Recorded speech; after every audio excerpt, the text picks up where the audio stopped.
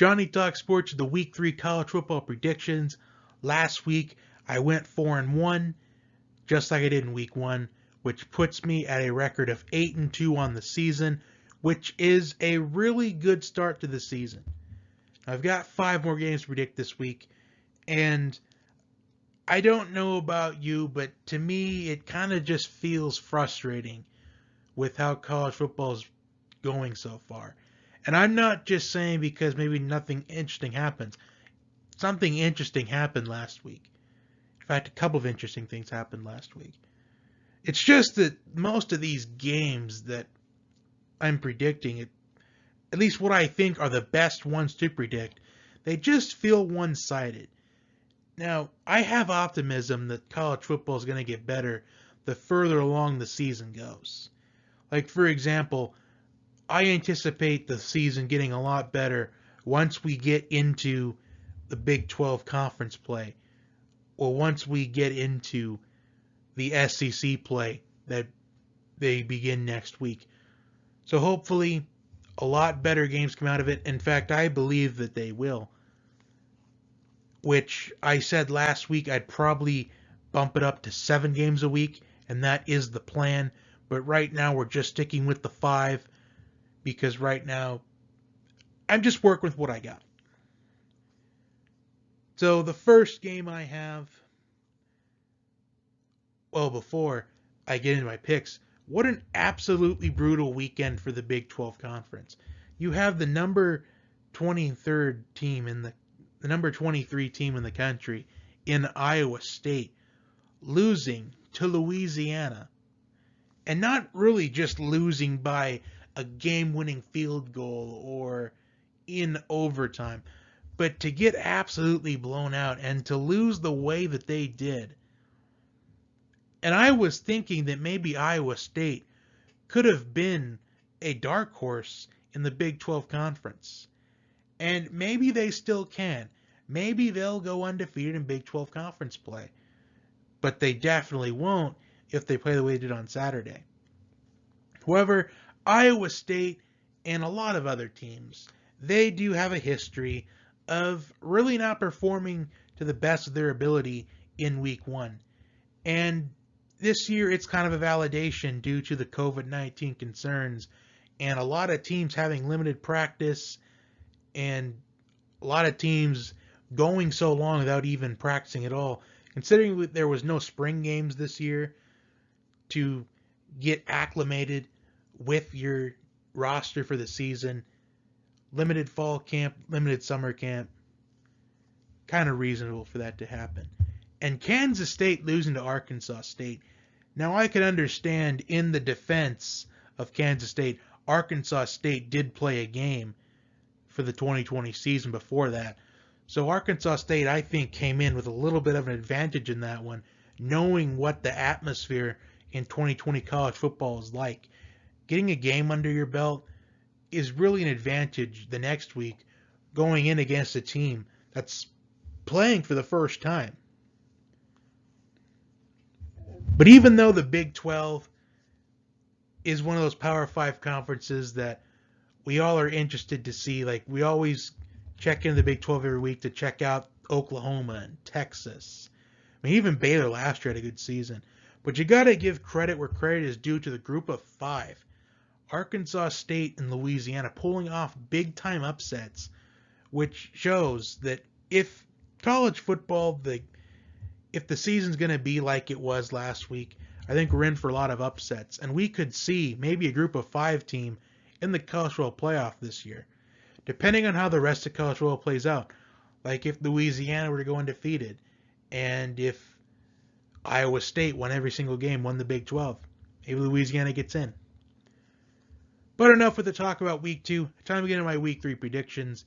And I think these predictions will go by pretty quickly because, again, these games just feel like one-sided again this week. You'll maybe get one good game out of this 5. But it's just what I have to work with. Next week should be promising a little bit, considering we get into the Big 12 conference play and the SEC begins next week. So the first game, Tulsa versus number 11 Oklahoma State. a lopsided game.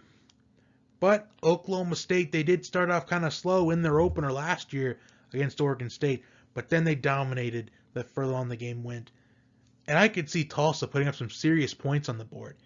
Because if you remember, I believe Tulsa, they competed with Michigan State pretty well in the opener last year. And I think they can compete against Oklahoma State very well. But I do like the offense led by Spencer Sanders, Chuba Hubbard, and Tylan Wallace. I think Oklahoma State wins. I'm going to give it maybe a 17-point victory.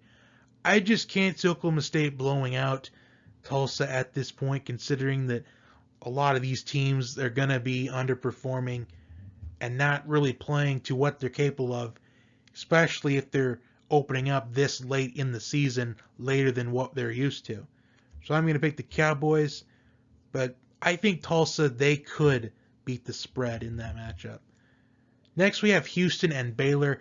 Now, this matchup was set up between the two universities because both of their opponents for this week, they canceled their games due to the COVID-19 concerns.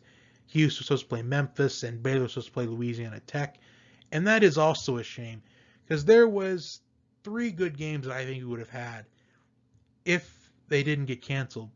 But SMU and TCU was canceled last week. What I thought was going to be the best game of the week last week was canceled due to the COVID-19 concerns around the two campuses. And Virginia Tech, a fantastic rivalry game, which Virginia, they finally ended their losing streak against the Hokies in that rivalry game last year. Canceled due to the COVID, well, postponed, I would say. I'd say postponed, but it's canceled for now. Due to the COVID-19 concerns on the Virginia Tech campus. And BYU and Army, which would have been a good game, a complete ground attack in that game. Postponed due to the coronavirus concerns. Although I think that one may have been canceled. I'm not sure on that. But anyways, I'm going to pick Baylor in this one. First game as a head coach for Dave Aranda. I'm going to pick the Baylor Bears, and they still have some things to prove. Considering how close they were from winning the Big 12 and possibly sneak into that college football playoff last year, they've got a lot to prove. I'm going to pick the Baylor Bears in this one. Next, we have number 23 Appalachian State versus Marshall. Now, I think this is going to low-key be a good game. I think this is going to be the second best game of the week. That is not the game of the week that we're going to talk about at the end. But Marshall, I think, is a very underrated team. And I know they only beat Eastern Kentucky. But Grant Wells, he looked so efficient in that game. 309 passing yards, which that is a huge confidence booster to a freshman quarterback. But unfortunately, I just think the quarterback play for Appalachian State is better in this situation. I think maybe if this game got played maybe at the end of the season, I would think Marshall could win.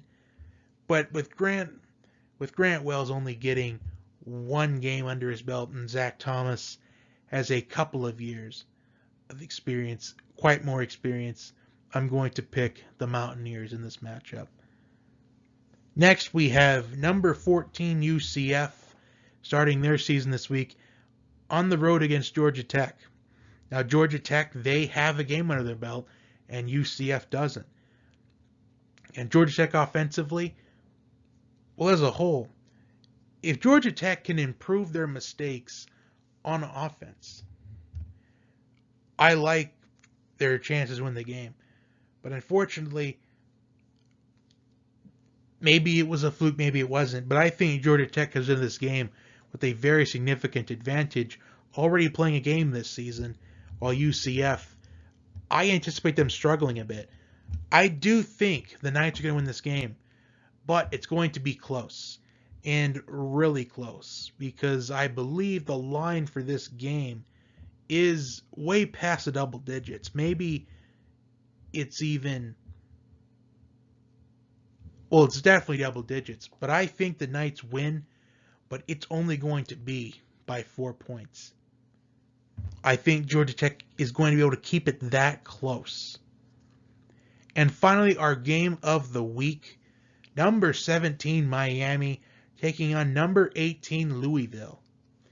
Now, what a matchup we have.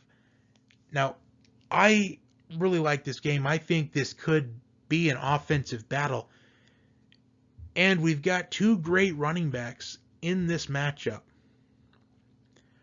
But when I look at the tape from last week against UAB, I really don't like what I saw of De'Aaron King. He did make a couple of good throws, pretty decent throws, but it just isn't enough for me to buy into the hype of the U being back.